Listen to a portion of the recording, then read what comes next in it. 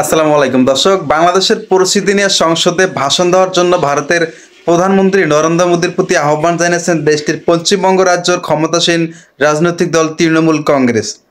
বৃহস্পতিবার তৃণমূল কংগ্রেসের সংসদীয় নেতা ডেরেক ও ব্রায়ানের দেশটির সংসদের উচ্চকক্ষ রাজ্যসভায় পয়েন্ট অফ অর্ডার উত্থাপনের অনুমতি চেয়ে এই আহ্বান জানিয়েছেন তিনি।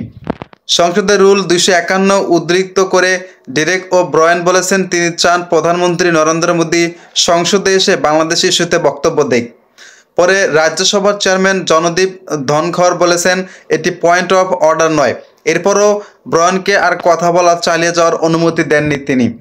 ডেরেক ও ব্রায়ানকে কথা বলার অনুমতি না দেওয়ার তৃণমূল কংগ্রেসের সংসদ সদস্য রাজ্যসভায় স্লোগান দিতে শুরু করেছেন। সংসদের বাইরে সাংবাদিকদের সঙ্গে আলাপকালে রাজ্যসভায় তৃণমূলের উপনেতা সাগরিকা ঘোষ বলেছেন, সংসদে এই বিষয়ে প্রধানমন্ত্রীর একটি বিবৃতি দেওয়া উচিত। তবে তিনি আরও বলেছেন যে সংসদ অধিবেশন চলছে, বাংলাদেশের পরিস্থিতির উপর এটি অত্যন্ত সংবেদনশীল একটি বিষয়। প্রধানমন্ত্রীকে অবশ্যই সংসদে আসতে হবে এবং বাংলাদেশ সম্পর্ক পূর্ণাঙ্গ বিবৃতি দিতে হবে। সাগরিকা ঘোষ বলেছেন, আমাদের পার্টির সংসদীয় নেতা ডেরেক ও ব্রায়ানের আজ এই বিষয়টি উত্থাপন করেছেন যে আমরা বাংলাদেশের জনগণ, বিশেষ করে সংখ্যালঘুদের নিয়ে গভীরভাবে উদ্বিগ্ন।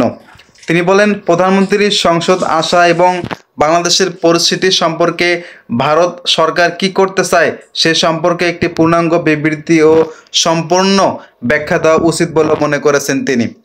দর্শক, গত আগস্টের শুরুতে বাংলাদেশের ডক্টর মোহাম্মদ ইউনূস নেতৃত্বাধীন অন্তর্বর্তী সরকারের দায়িত্ব নেওয়ার পর থেকেই সংখ্যালঘু হিন্দুদের উপর কথিত নিপীড়নের অভিযোগ উদ্বেগ প্রকাশ করে আসছে পার্শ্ববর্তী দেশ ভারত।